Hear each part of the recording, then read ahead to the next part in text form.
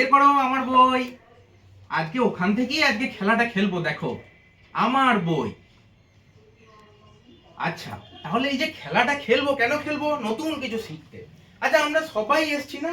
তোমরা সবাই এসছো, আর আমি একা দাঁড়িয়েছি।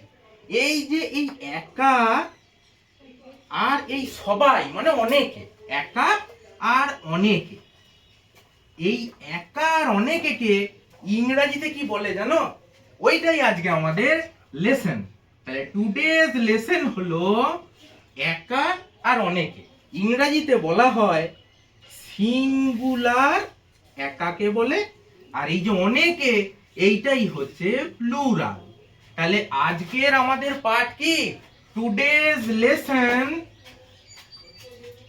Today's lesson singular